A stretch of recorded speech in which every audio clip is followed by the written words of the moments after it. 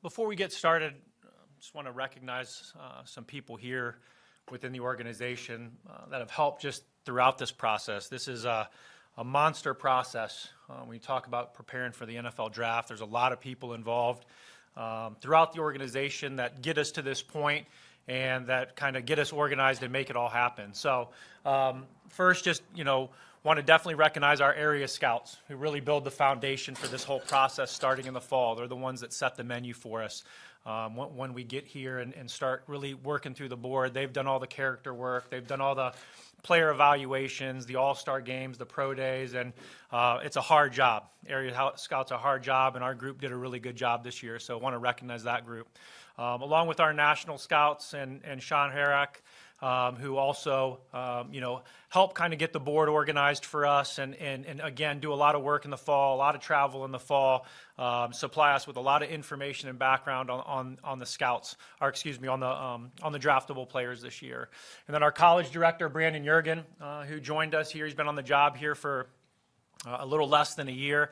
Just did a phenomenal job here this fall, did a phenomenal job in terms of the scouting piece, but really even more importantly, he did a phenomenal job in terms of the teaching piece and the education piece, and really helping our scouts continue to work to get onto the same page, continue to learn our system, and continue to evolve as scouts. And so, really appreciative of that. Our pro scouting department, who's also involved in the draft process, with their focus really being on team needs and kind of studying the league and having an idea of what some of the, the league trends are, team trends are amongst the other teams in the league. So we're glad for their support. Our director of scouting administration, John Barnett, who's been with us for a little less than a year, just does all things relative to coordinating travel for us. That's a Hondo. That's a fine. That's a fine. What do you want to do with that, Will? 25 push-ups. 25 push-ups at the end. You can tweak that. 25 push-ups. All right, we'll see that at the end here. You cut my John Barnett soliloquy short. Sorry, John. Our operations department here, phenomenal job also helping organize all the visits. Again, all the 30 visits and how that process moves throughout our building, which is, again, very valuable for us.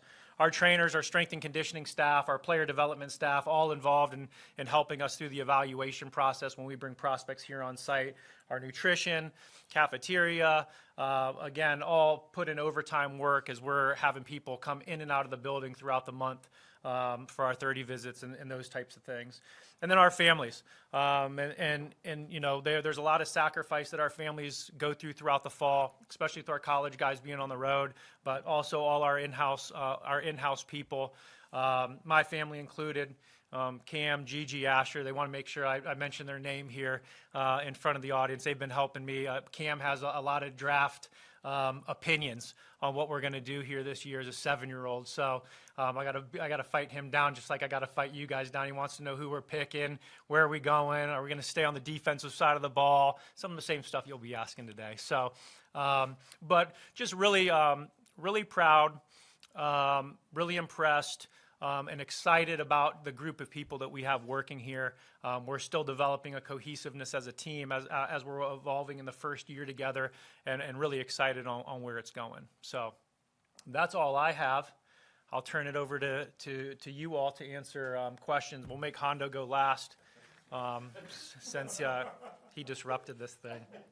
Dave, as you do kind of wrap this process up, get ready for Thursday, you got 12 picks. A lot of those are at the top of every round. Do you feel, looking at this body of players, that you're in a pretty good position to add multiple players that are going to be able to help pretty quickly starting next season? Yeah, that's the hope. And I think when you're picking on the top, where we are at in some of these rounds, that you hope that you're able to find some guys that are going to impact the team. And, selfishly, we want to do it throughout the whole draft. But, I think we're in a good position with the number of picks that we have and where we're picking, to find some players that are going to come in here and have a positive impact on the team.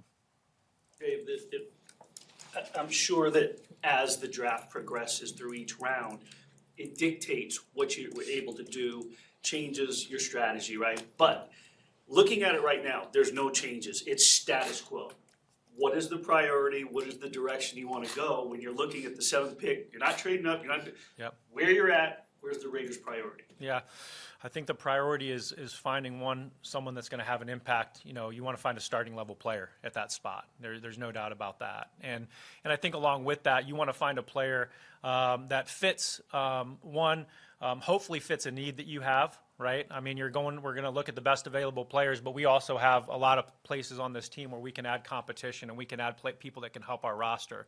And we want to find a player that fits what we look for in a Raiders player. We want to find someone that has a passion for football. We want to find someone that is someone that has some upside, that has some explosiveness to their game, that can impact the game in a positive way, and that's going to fit our organization, I'd say, and have a positive impact on the organization as a person too. So those are some of the things that we'll be dialed in on. With that being said, what's the process like? Because we all do the mock drafts and we all have different opinions, and it always plays out differently. How many times do you guys run through it, like just a trial run, just to see how it shakes out? And well, if this happens, then this is how we can react. Who have you selected? Many different players. Yeah. Many. Yeah, that's a kind of when we're going through our draft meetings. We just finished up about 15 straight days of draft meetings. Those conversations are fluid as you're going through the board, you're going through different positions, you're looking back at the order of the draft and how things will fall from a strategic standpoint. And so it's I wouldn't say it's as much for us as like we're going to structure it this one day and we're going to work through a mock process. Some people do that. Ours is really fluid. I just came down from a conversation in that regard. And so it happens as you're going through the board and you're going through the positions and you start to look at the board, I'd say from a horizontal nature, you start to have those things start to pop up organically. And you have a lot of those conversations. Is there an inherent pressure? Do you feel pressure to get it right? Yes. I want to get 12 contributing players, and so, we put that pressure on ourselves, and I put that pressure on myself, and Josh puts the pressure on himself, and just as a scouting department, we feel that pressure in a good way, because I think that pressure drives you. It drives you when you're meeting for 15 straight days. There's a monotony that can, that you could let grow in. But I think that pressure, that motivation to get it right, that motivation to improve the team, that's the pressure that keeps us, keeps us pushing and keeps us focused and dialed in. You guys brought Jimmy Garoppolo in. Does that, lessen any urgency that you might have at the top of the draft to bring in a quarterback? Not necessarily. I think that, anytime you can find a young player at that position that's going to have an impact on your team, you have to keep an open mind to that. Of course, we're excited to have Jimmy, and having Jimmy does supply us with a very high-quality starting player at the position. And so we feel comfortable with that. But I think to close that door, and just say that that's not something you would do because of X, Y, and Z, that's not the business that we're in. Last year in the draft, you invested your first pick in the draft on an interior swing offensive lineman. Fast forward today, sitting at number 7, you could potentially draft another offensive lineman that's very versatile in Peter Skoronski. Can you just talk about, without diving too much into valuation versus evaluation on what he brings to the table, but what you look for in the NFL traits when it comes to evaluating offensive line and in that aspect? Sure. Well, when you talk about Skoronski and then you talk about Dylan, you're talking about two players that have multi-position versatility. And, we've talked about the value of that versatility. You only get so many players that you can take to the game. And so having players that can do different things and fill different spots, that increases a player's value. While he's played left tackle at Northwestern, you see a player that can play tackle. You see a player that has a play style that could go in and play guard too. And so so that's attractive about him. Offensive lineman, intelligence is important. Versatility is important. I also think, like, just in general, the ability to pass protect. That and run blocking is important too. But I think you have to have a certain skill set to be able to be a solid pass protector in the NFL from an athletic standpoint. And so I think that's an important trait when you're differentiating between guys is, some of the ability to pass protect. Dave, you're a week out from the draft, and I'm curious, is all the hay in the barn? Are you still evaluating? Can there be paralysis by analysis? Where do you sit? What's your philosophy? Yeah, still working. Yep, and we'll work up until the day of the draft.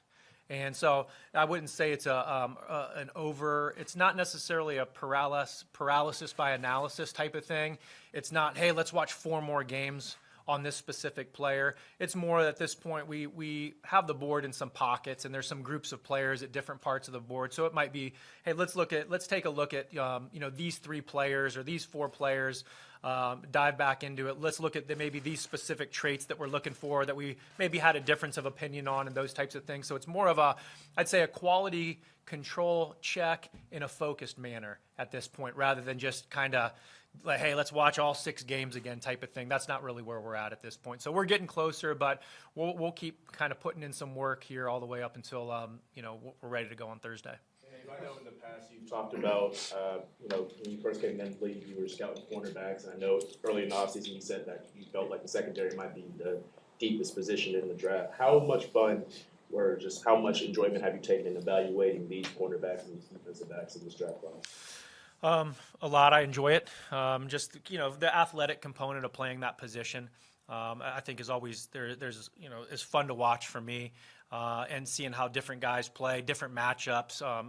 In college it's a little bit different because everybody plays in a different conference. Everybody sees a different set of receivers. It's not like in the NFL where week in and week out you're seeing a number 1 or your number 2. And so it makes it a little bit more difficult. You have to be really focused in on the level of competition. But yeah, I always enjoy it. They come in different shapes, different sizes. You have guys that can only, play mostly on the perimeter, guys that can play inside and outside, more man guys, more zone guys. So I always think it's fun just putting those pieces together of the puzzle and seeing which of those types of players are going to ultimately fit best for our system. You guys hosted several quarterbacks on visits. Yep.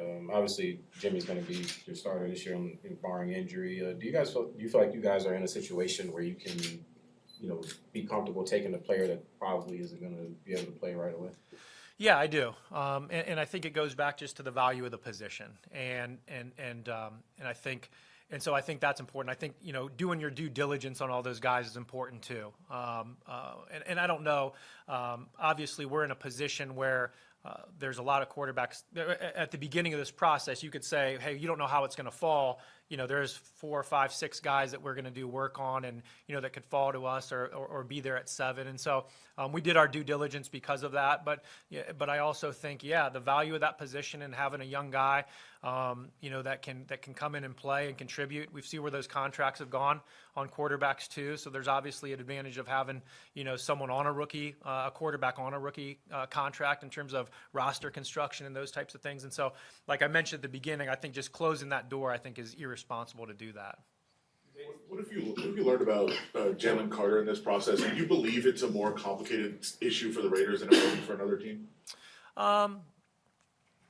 No, I don't think so. For me, it's not, Adam, in terms of more complicated. I think, looking at Jalen, we looked at Jalen like every other player that's in the draft and doing our due diligence on all aspect of the player, from football learning, from practice habits, from the personal side of things, on the field, off the field, how people interact, how they interact with people, how they treat people, their experience at the pro day, combine, all of those different aspects. I don't think we want to cheat the process with any prospect in that regard. We want to hit those bases for each individual prospect. And then, of course, on some prospects, it's deeper, right? There's just more things to look at and more things to consider based on, their situation. And so Jalen, in that regard, was, similar and to a lot of players in the draft, and, feel very comfortable with the work that we've done on him. All sorts of scenarios, trading up, trading down. Have you ruled anything out in terms of that?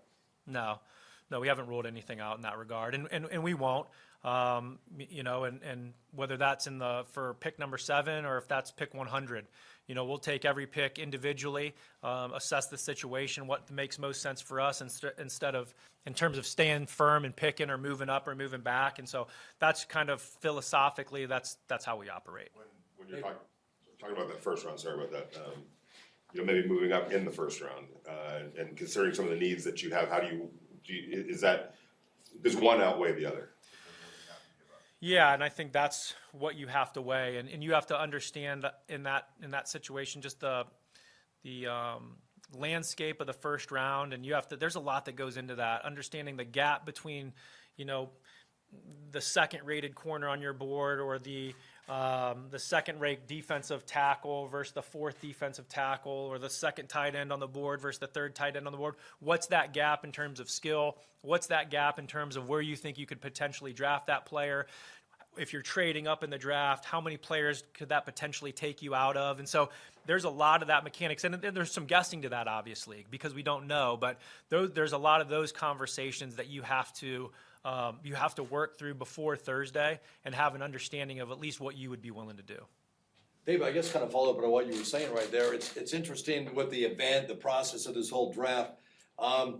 Is there ever a tendency to try to outthink the room? Hey, I know this guy's gonna do this, I think this guy, where it could be maybe dangerous or not advisable or something, where you try to be smarter than you really should be? In terms of what other teams may do? Yeah, I think you can. You can overthink some things, and because there is a level of guesstimation in regards to what people are in their building are thinking, and how they view their own roster too. You may feel like a team's strong at a certain spot on their roster, or like the totality of one position, the running back position, or whatever it may be, and they don't feel that comfortable. And so you can overthink and kind of guess yourself into maybe a decision that isn't the right decision at that time. And so that's why you have to take all of that with a grain of salt. And we try to do our own work in-house. We spend a lot of time on team needs.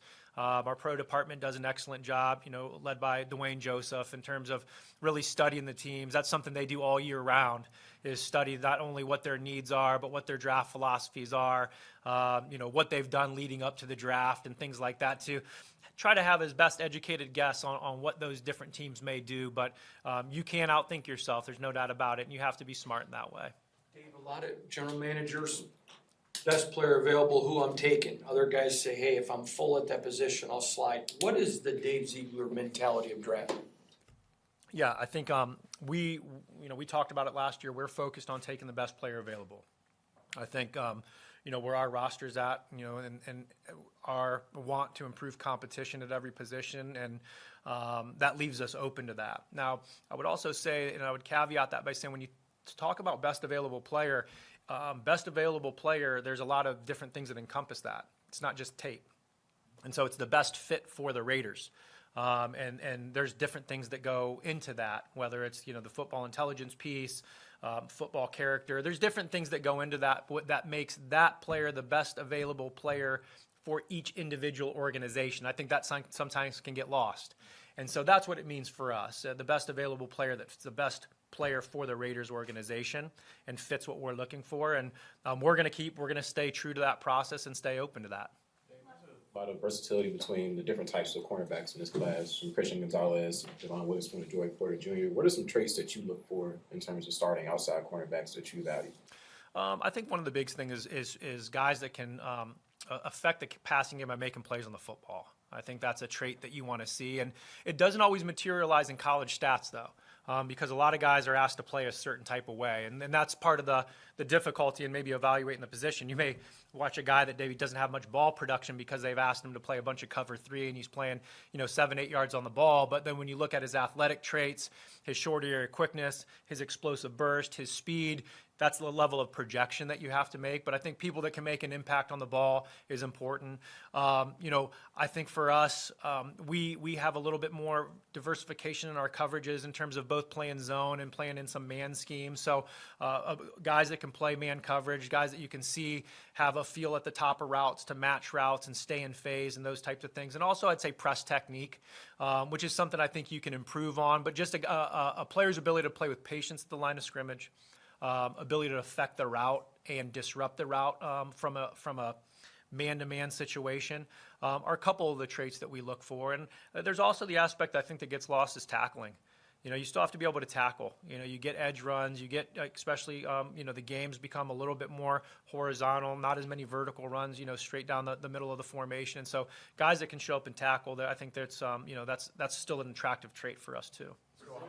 Oh, sorry. Go ahead. Thank you. Is there a fine line between guys who've had production in college and guys who you think have they project to be that guy? They have the potential to have that production on the next level. Yeah, you have to be careful, and I think that's because you can project something that's not there when you project too much. And so I think you have to take all things into account too. And that's why whether it's going from the game film to maybe a Senior Bowl practices, or another All-Star Games practices, or, taking the combine and looking at some of the things that they were done there, maybe their ability to make plays on the ball because you didn't get to see them catch the football a lot. So you just take all those puzzle pieces that are made available to you to help in that projection, but I think it's something you still have to be careful with. Let's go Heidi, Cassie, Chris, and Willie. Hi. I was just curious for you in your second year as a general manager now after last year's draft, just how much difference there is for you in the process of going through this, or how much more comfortable are you this year in that from last year to this year? Definitely more comfort. Anytime you're the first year on the job, there's a lot of different things to get used to. Last year was the first time I had worked with our group going through this process, and now we're kind of in year 2, and so you have a little bit of a better understanding. The guys have a little bit of a better understanding of what we're looking for. So there was less teaching going on, more just getting into the nuts and bolts of the film, the nuts and bolts of the evaluation process, many more people speaking the same language and things of that nature. And so that all has led to just a more comfortable, I'd say, clear, fluid process for us. Again, the results, it doesn't guarantee any results, but we definitely feel confident in what we've done, and I feel confident in the group that we have, and the level of comfort's high. Hey Dave, I'm Hello. just wondering how often, or you say your son, right, even tries to give you some of his draft picks. I'm wondering how often do guys on the current roster try to vie for their former teammates and just kind of get your ear on them? And then vice versa, how often do you go to your current players to get more insight on maybe somebody that you're interested in, to just get a different sort of perspective on that player? Yeah, and to answer the second question, that's definitely a resource we utilize.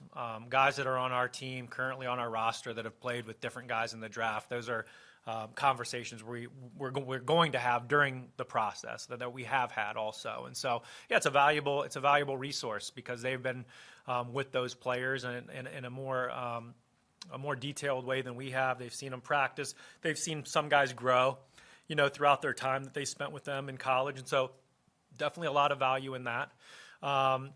In terms of the players' opinions, they're all pretty. There's some that are a little bit more play scout a little bit more than others, and they're generally pretty sly about it. They're not overly overt. It's more like, hey, what did you think about so and so at whatever school, South Carolina?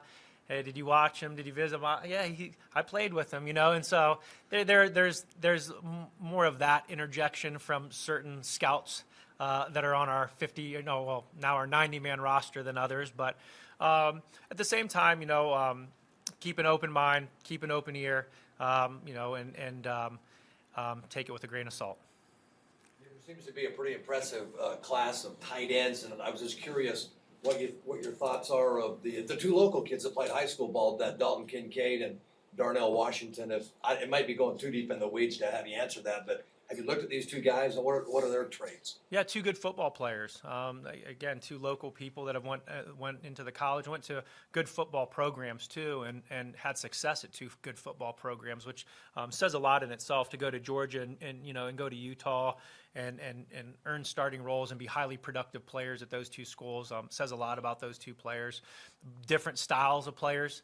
Obviously, Darnell's a much bigger, longer, has size to kind of be a force in line as a point of attack blocker, and he also has size and length as a receiver. And I'd say Dalton, obviously his strength has been in the passing game, and has been really productive as a route runner, and being able to get open at different levels of the field, and still developing as a run blocker. They didn't ask him to run block a lot, but he has a willingness to do that. And so, yeah, 2 impressive kids that have had great college careers that look like they have a chance of being really productive NFL players also.